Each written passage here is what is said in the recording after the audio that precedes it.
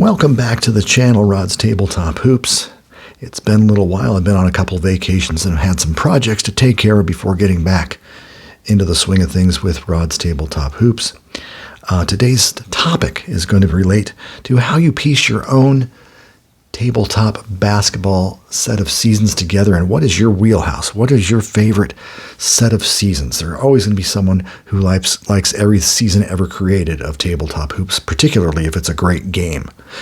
And a lot of my parameters for a great game, they're typically limited to a few things. I like cards and dice and fast action cards. And when the dice roll is very simple, like a 2-dice result, sometimes a 4-dice result if the options are very easy to understand, and we'll get into a couple of those games right off the bat. That's fine as well. Predominantly, I like instant results on the player cards and not having to refer to charts all that often. That's always just easy. That makes the game flow faster. When you look right down at the card, you see a player's offensive card or a defensive column on another card. And we'll cover a couple games that feature that all the time. I also prefer, it's not a necessity for broadcasting a game, obviously it's the best, is to have a game footprint that's not too large, not going to the clear edges of, say, this Oakland Alameda Coliseum arena tabletop here. Just a little small, so I have room for the player cards, room maybe for some fast action cards or whatever else is necessary, rolling my dice, a clock, game clock if necessary, and it all fits in a nice, tidy place. That's always a good thing as well. And also, if you have a game with fast action cards, play action cards, player determination cards, it's important for me to have something that's easily readable and easily understandable, so the flow of the game is not encumbered by, small fonts or questionable rules when you're flipping the card. It's like, am I making an assist on that outlet pass or something of that nature? Just little things like that can slow up a game. So most of my games are going to, in turn, involve games I like to play. So there may be some favorites of yours that may not be included in this collaboration of years of games played.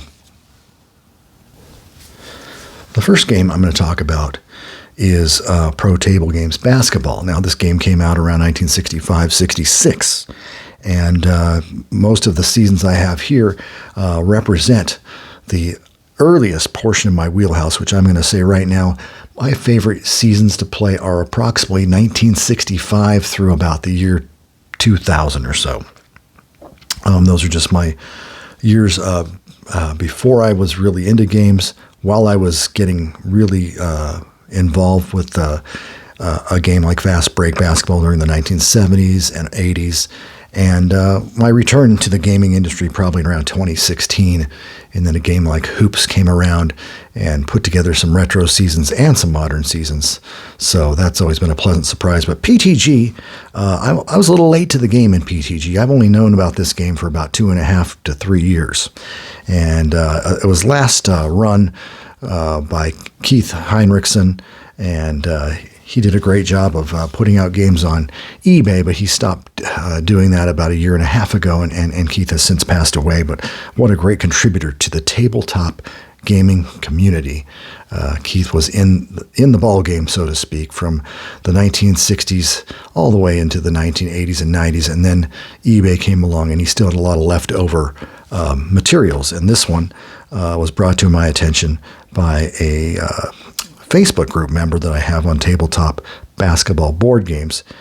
Kevin introduced this to me, and it was a lot of fun considering the era it was built. Now, PTG basketball, if you don't know, is a pretty simple game, and it's a 4-dice game. So you have two dice which are relatable to the cards, like an APA roll, which is like this would be 43, and you can take out a card. These are the original 1966 cards, my own envelopes, but you can look at 43 on a Wilt Chamberlain here, and you look for the result, and there it is right there, a 9, and you look at a chart, and you see if that's a basket, a miss, and based on the individual player's defensive rating, that could be 1D here. If Albianchi was guarding Wilt, he makes it, misses it, fouls him, whatever occurs right there.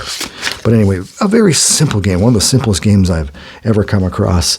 And the mere fact that they're kind of like coming up with a nice little board and dice, a little bit like APA Basic Game Pro Baseball almost. This is all there is to the game. There's a chart. It shows all the number results, play PRNs, play result numbers. There's a simple clock you can add, or you can just check marks for the number of shots you take per quarter. And this game I use exclusively for 1965-66 season. So that's the lower end of my scale. 1965, 67, 68. They ran out of that. That was out of stock. So I also have 69, 70, 71, 72, and 73. So that covers a lot of years. The cards kind of got a little updated later, and not necessarily for the better. They kind of turned to these smaller fonts for a while before actually getting back to their larger fonts by the 1973 and 74 seasons. And I also in the 77 season, Kevin awarded me that one year. So I've got a good... that checks a lot of boxes for the 1960s with PTG basketball. All right, adding to our list that's in our wheelhouse, this kind of dwells into the 1970s. This is known as Fast Break Pro Basketball. Now, Fast Break's pretty darn simple. The only chart that you have is typically for a tip chart requirement for a rebound or a missed free throw rebound. Potentially on the tip chart, you can get technical fouls and you can get injuries as well. And so there's a little extra stuff for there. But basically, this is the simplest chart in all of tabletop basketball. And it is not used so often that you can't just memorize this thing. I have over time since I've been playing this game off and on since 1979. But Fast Break came around, the first season they came up with was 1973-74. So to continue my list within my wheelhouse, I will give an updated scoreboard on how many of these little gaps in years I have filled of seasons after this little preview here. Fast Break provided incredible tabletop basketball enjoyment from Jim Mickey from 1973, 74, 75, 76, 76, 77, 77, 78, 78, 79, 79, 80, 80, 81. And then they had a hiatus. They didn't produce a game in 81, 82. So I'll have to fill that gap later, and I will. 82, 83, 83, 84. They took 84, 85 off and then did one last game in 85, 86. You can see these cards right here are the 85, 86 cards. And so this is an uncut sheet. They came 10 to a sheet, and this was like the most exciting day you'd have when these cards would come in the mail in a big cardboard bound, either the box or two pieces of cardboard put together and strapped together. And you see this on your mailbox as you come home from grade school, middle school, whatever. I think I was even in high school at this time. So this was the last season I ever got. But it was so much fun just to see what are the defensive ratings. Once again, these are all separatable cards between offensive card and defensive card. So, and then you line them up on a court on a yellow tabletop board if you like, or you don't necessarily have to. As I've shown before, this is what your typical two-player board works with, but it also works as a one-player board if you want to. You separate these two boards, line up the time clocks, and you put an offensive card here, the opposing defensive card there. For all 5 positions on both sides, each team has a team fast break card. For instance, let's move this. And these little green cards you separate, and they are press cards, which are a great little feature when you're down by 10, 12 points with a few minutes to go and you want to make a comeback, attempt a comeback. But anyway, here's the Warriors. There's their team fast break card right here. And you'd put that right there. And you'd line up your starting lineup. This lineup may not be all together, but this is all just offense right here. Clifford Ray at center, for instance. And there's a defensive card. You throw that to the other board, and whoever we're playing, his defensive card would be right there. So, but the 73-74 original season had just 10 players per team, and they soon added more additional players from 74-75 through the final season. with the exception of those years that were not created by Jim Mickey and his family. So the game is run with a great set of player determination cards. Those are your FACs or PACs, and they're very easy to read. You get the ball to a player, you move the clock one space, and you see a P column. It's a forward P column. Let's just find a forward. Here's Bill Bridges. And let's see, the original game dice look like this. They're a lot yellower probably than when I originally bought them, but P column for Bill Bridges, and you get a 5. There's a blank spot there, and it's a miss. That's an instant result. And the rebound is so quick, you don't even move the clock on rebounds unless it indicates you need to. Defensive center, fast break opportunity, right lane. No clock move. Use the fast break opportunity on the Warriors team card. For instance, 10, it says no outlet pass. You run the game as scheduled because they caught up with fast break, or their fast break isn't very good. And you move on. Move the clock, strong forward P column. Roll again for Bridges. Once again, 2 dice, very simple to use, and that's a pass. So played this game so much. It was such an easy game to play, and still is to this day. It has not withered over time. It's also very accurate, and it is easily my go-to game, despite the fact that they don't create any more seasons. It's been 37 years since the Mickey family has been in this type of business. But once again, a very accurate game and a lot of fun and very easy to play. I wish it was more available. I've created a couple of my own seasons of cards that are available on tabletop basketball board games. Most people know about them. There's an ABA season from 69, a NBA season from 60-61, and that's just me using my knowledge of the game. I don't know what the formulas per se, but I still had a lot of fun making those cards.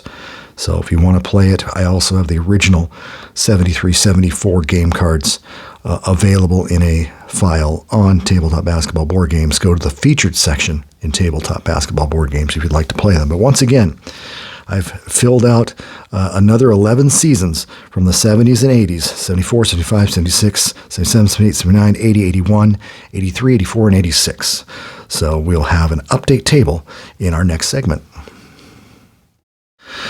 All right, if you take a look at the scoreboard of games that I own and seasons I own in conjunction with that, the combination of ProTable Games Basketball, PTG Basketball, and Fast Break Basketball, those two cover most of the years that I wanted to fill. I would like to have a season of every year, preferably not duplicating a season of every year so I don't have to play 2 games within a year, but I did break that rule a couple of times. But the 60s are mostly covered by the PTG game of hoops. It is somewhat modeled after the original Fast Break game by Jim Mickey. And once again, it kind of operates on the same development of a great set of player determination cards. This is actually a little more scientifically figured out, where Jim Mickey did an amazing job with just pen, paper, and a calculator. This one has been computerized and tested thousands of times. This fast action deck. So a little bit different than Jim Mickey's game. You can play this game without even a game clock showing, because this is a 140 card deck and 70 cards approximately here. Wherever this halfway through the deck is 1/4 of play. So if you don't have the deck, you know that a half of a stack of these halves, that's going to be about 12 minutes of 6 minutes of play. 12 minutes, you're getting your game done more efficiently that way. But anyway, the way this works, and I hope I just didn't screw that up. You put this here, and a team has possession. Let's just say power forward gets, let's see, you flip a card, shooting guard gets the ball, offense 6, and that 6 relates to, let's see if we can find a forward here. Eric Ferguson can play power forward.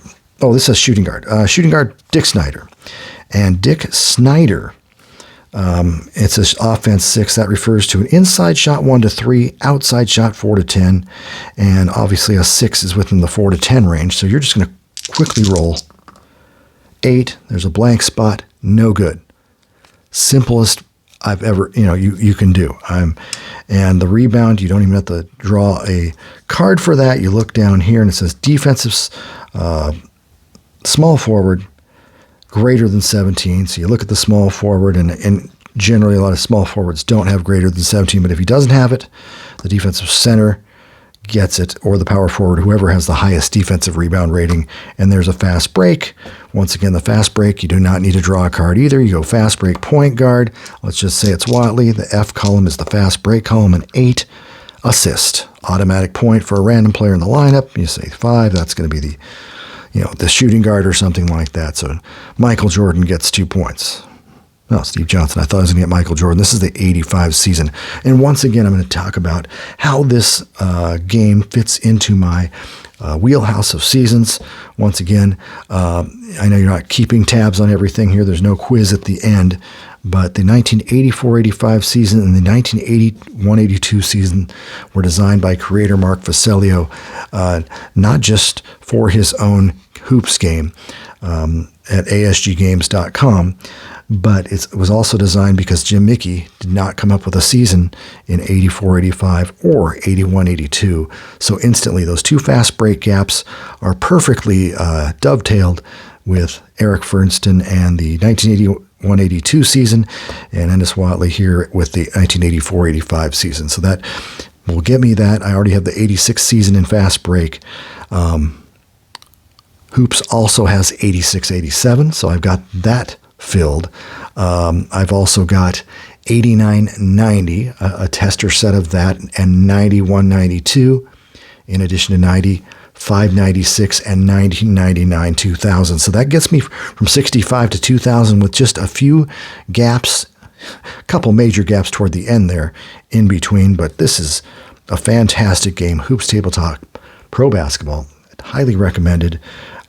Easy to play, fast to play, very much like Jim Mickey's fast break in that respect, but a little more scientifically founded because he had the age of a computer to put it all together, and Mark continues to take suggestions on new seasons. He continually, new classic seasons, that is, because he already comes out with a brand new season every year. So a really good guy and a good communicator to his gaming public. And as you know, this public runs with a lot of people that are over the age of 50. Many run up almost all the way to age 80. But there's also some other younger groups in their late 30s, early 40s. And I just hope this type of gaming genre stays alive and people don't get too hooked on their phone games or on their console games. And I like console video games. I've been playing some NBA Jam lately and enjoying that classic experience as well. NBA Live 95, plenty of great old school basketball games, but they're not as accurate, or they have a different kind of fun than the tabletop genre here. So that is hoops, and that gets me to another game that's going to fill another gap in my gaming wheelhouse. Last year, I acquired this game in a trade for some baseball stuff. So I think it was it was a 1988 Status Pro baseball game that I had not played in many years. And my friend Kevin, again, he had been looking for that game, and I ended up trading that game for Status Pro Basketball, nearly a straight across trade for the for the 88 season of 87-88 Status Pro Basketball. Once again, you may not realize that was one of the holes that I had. Fast Break didn't make it. Hoops hasn't made that season, and so I played a couple of these games last year, 87-88. Once again, a great era of basketball for me. And once again, here's all the 87-88 teams. The difference was Status Pro Basketball, of course, that it is card-driven. It's FAC-driven. It is not a game you're going to be able to play with dice. I think it wouldn't surprise me if someone came up with a dice roll method to this game. But yeah, these cards are incredibly tiny and small, so your footprint's not going to be that big. They got some really good game boards for this. There's a good one in here, as a matter of fact. But there you go. The 87-88 season of Status Pro Basketball had rosters that ranged from 11 to 14 or so players. So it was a nice plenty of players if you needed one in a pinch or you wanted to play a player that didn't see much playing time during the season. And once again, you'll notice, as I did with hoops, I didn't mention it earlier, if possible, I tried to round all the corners on all of my cards and all of my fast action cards. So these are definitely called fast action cards for Status Pro Basketball. And it's a fun game, easy to play. Accuracy is, I'd give it a B- level because it doesn't keep track of offensive rebounds really well. The total field goal attempts per game, a little bit on the low side, but the fun factor is just right there at the top. It's still very popular. There are makers out there. You can go on eBay, and they make modern day seasons. You know, they do their own home brews. Of course, Phil Graham's cards are available at the Tabletop Sports site for free if you wanted to just print out some PDFs. He's got most everything from 1950 through maybe 2020, I would guess. So once again, a fun game if you like something simplistic and easy to play. And it has been around for a long time. This is a 1988 game. I think this box style, Avalon Hill style, Sports Illustrated style, established itself in the late 70s, maybe 1978 or 79.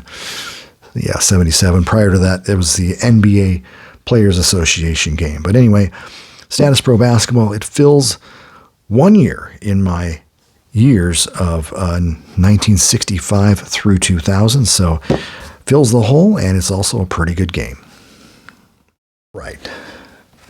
Getting to a modern game that actually represents a game company, Joe Bryan's Sideline Strategy Games. Bankshot Basketball. It's been around close to 3 years now. It's amazing how quickly it's gone by, maybe 2.5 years still.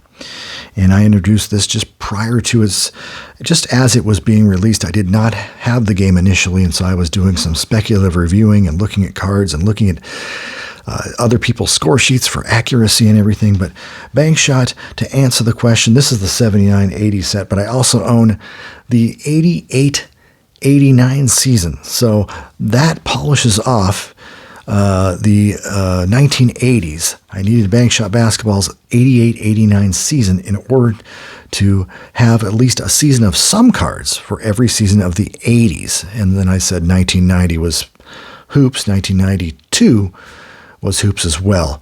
And 1991 will be a surprise in a minute. But Bankshot is a really good game, and the more I've played this game, it's going higher on my register as far as a recommended gameplay. I'm seeing more popularity. I'm seeing a game that is actually pretty easy to play, has a very small footprint. The cards are a lot of fun to look at. And Joe Bryan, and once again, I corner rounded everything here.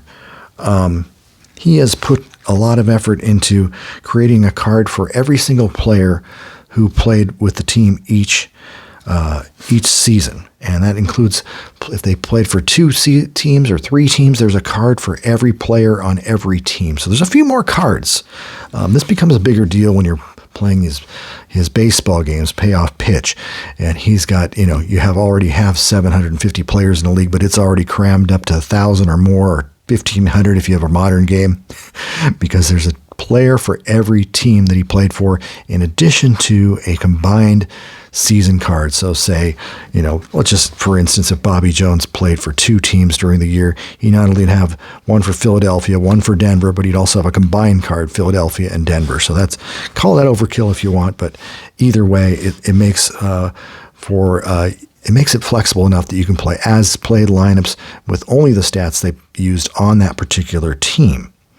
So also the quality of these cards is just unmatched. It's got little touches of color, team colors, and they're just a lot of fun to play. It's easy to play. Bankshot Basketball has its set of fast break and regular determination cards.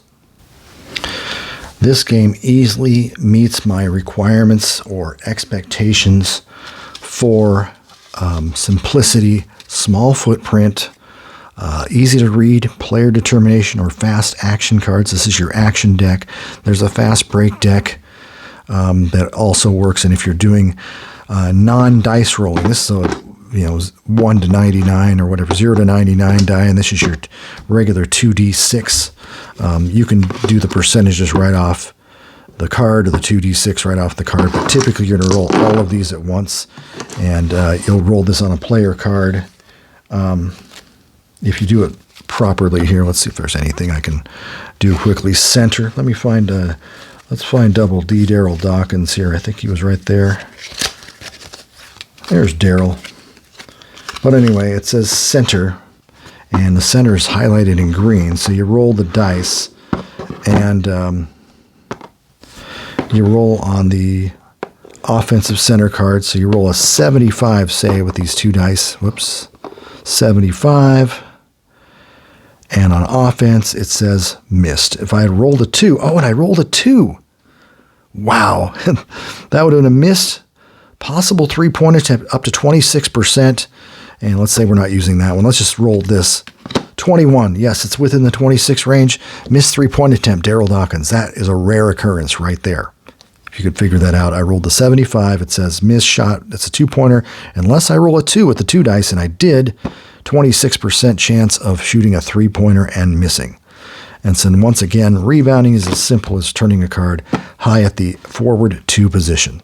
So once again, this game, very easy to stay on top of. If you play a number of games, you come back to this one, you might have to remember a couple of the little different rules that are involved, but overall, a very simple to play game. And Joe Bryan continues to create new seasons of cards, and every season of cards, it's just kind of fun to look at, easy to play.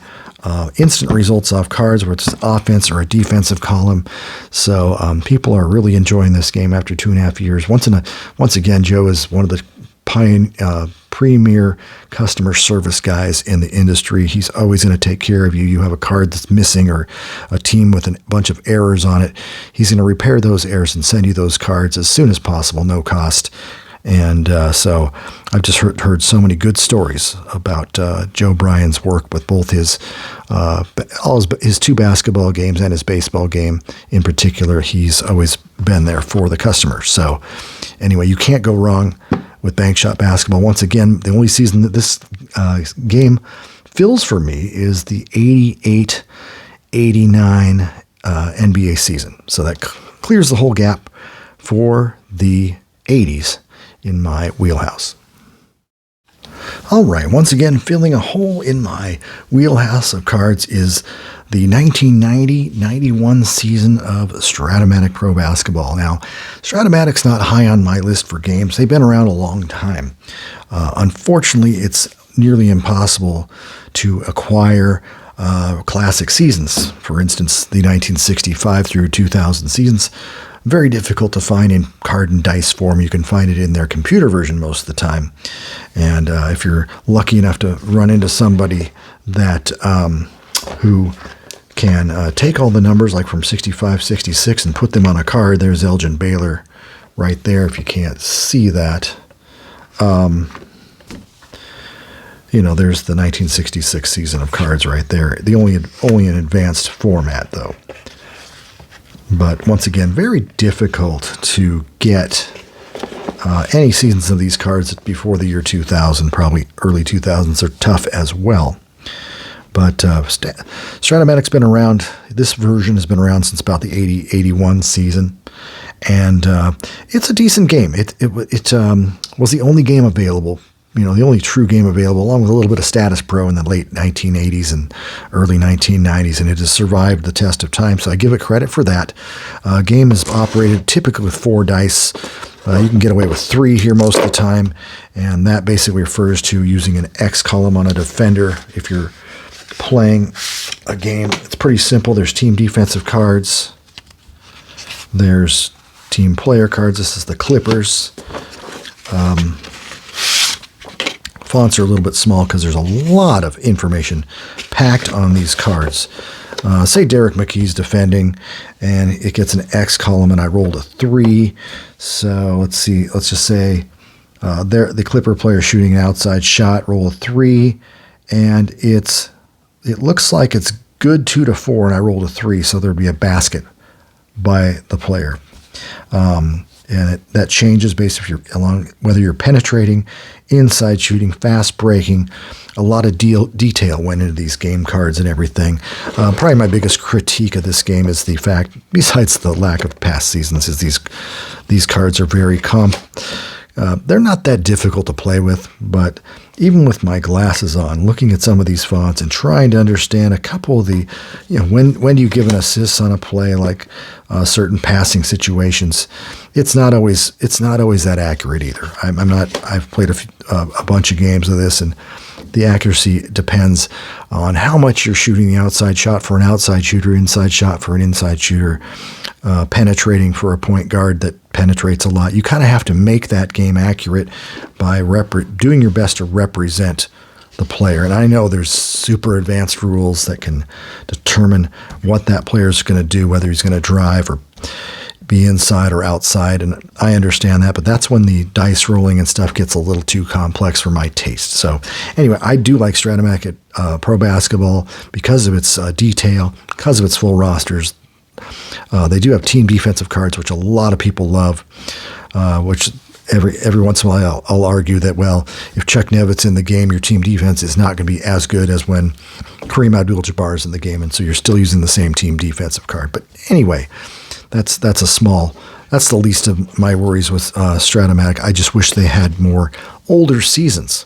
And I also wish they'd improve the game for the newer players, the newer seasons, and utilize the three-point shot in a way it should be played. Most of the time, new users are still coming up short unless they have a really good workaround to make the three-pointer accurate. But this is a fun game. It's a good game. I've got 1990-91. There weren't many three-point shots taken. My Portland Trailblazers were incredible in this year, and it is fun to play once in a while. I just don't get it out too often, and I'm very pleased to have the 1990-91 season to fill a hole in my wheelhouse of tabletop basketball board game seasons. All right, filling out another couple gaps in my wheelhouse here is a game called Crunch Time I mentioned earlier, and I had recently picked up the 1995 season, so that fills another gap. I didn't mention, I do have hoops for 96. So 1995 fills one of the gaps. 1968 technically fills another gap in my tabletop gaming selections as well. So 68, I played a few games with that. I've played, have I played one game? I think I played a Chicago, Indiana game with 1994-95. I've got to get back to this. But Bradley Logan's game here is simple enough. Gustav designed cards, which are about as colorful and fun to play as any in the hobby. The modern player cards don't just have the team symbol, but they'll actually have player faces on them, which is an incredible touch by Gustav. Games operates around the premise of an action card where you'll line up your number 1, number 2 forward, number 1, number 2 guard, and a center, and say the number 2 forward gets. Let's just say Mashburn is the number 2 forward, and you roll the dice. And it's just a 2 to 12 roll, very simple, much like hoops, much like fast break. And I get a 3, and it's a miss for Mashburn. So then you got to look at the shot, and if the defender had been every player's rated for defense. If the player had been rated at AA, single A, or a B, the shot would be missed, but it was a missed shot anyway. And so you go after a rebound with the rebound card, and it says offensive second highest versus defensive second highest, and you see who has a higher grade, D versus, B versus D or whatever. So that is how Crunch Time works. Very simplistic. The game flows very quickly. I believe we use roughly 100 cards per quarter. So I took the old action deck of 50 and I doubled the number to one, or 50 or 60. I doubled it to 120 or something, so I have easily 100 cards. If you just have 50, you got to shuffle and do all this and that. But anyway, it's a very simplistic game. Not a lot of detailed stats. You're not going to get accurate blocks and steals, but the thing that separates Crunch Time from the rest is the team ball handling. And a lot of times, a basket will not be made. Let me see if I can find an action card that shows it. It doesn't, there's not a ton of them, but it'll say if the passer if the number 2 guard ball handling, say in this case, is at least AAA or AA, the basket is made. So even if, say, someone on Denver, like Rodney Rogers, makes a 2-point field goal on an 8, if their point guard does not have a AAA, AA, or a AAA or a AA, the shot is or an A or a B. See, it says those will clinch it. You can turn a miss into a make. But if you also had an A or a B, it would just be a simple make. You wouldn't have it. But if your ball handler who threw the ball has a C, D, or F ball handling rating, like Tom Hammond's here, that shot is turned from a make to a miss. So that's always disappointing when you have a lineup. You put in some of these great scorers and stuff, but there's not a lot of good ball handlers. You end up missing key shots down the stretch in your games. So that's what I really do. That's what separates Crunch Time, I think, from the rest of the games in a simplistic, formatted game. I really enjoy the game, and I just need to find more time to play it, basically. But this is Crunch Time Basketball. 1995 fills the hole. 1968 fills the gap in my wheelhouse as well, and it will continue to be one of my top 5 games in the rotation. Well, that's just going to do it for my layout of seasons from 1965 through 2000. Now, if you were keeping tabs, I'm going to put the scoreboard up here. You'll probably notice I don't have some NBA seasons from the 1990s, including 1993, although I do have a computerized version of Strat-O-Matic Basketball in DOS format. I pirated off the internet, and that 93 is a PC game I can play. I don't really have a 1994. I do have 95 and 96. 95 in Crunch Time, 96 in Hoops, but I am missing 97, 98, and 99 before finally getting 99, 2000 in Hoops. So there's a couple in the 90s that are, they're in the wheelhouse, but I'm not missing them too much. I really am more of a fan of the 70s, 60s, and 80s up to about 1990 when the Trailblazers had that small run to the finals 2 times in 3 years in 1990 through 1992. So I'm satisfied with that set of games. I might add a game here and there, but as you can see, it's very difficult to do a wheelhouse with just one single game. I think you could probably do it with Phil Graham's cards if you went on the internet to tabletopsports.com. But otherwise, very difficult to have every season with just one individual game. But I'm very pleased that I have a majority of the 60s with PTG, the 70s with Fast Break, the 80s with Fast Break, and Hoops, and the early 90s with Hoops, sprinkled in with a little bit of Crunch Time. So that's all I have to say for today. I hope your gaming collection is going along well, and have a good one, everyone.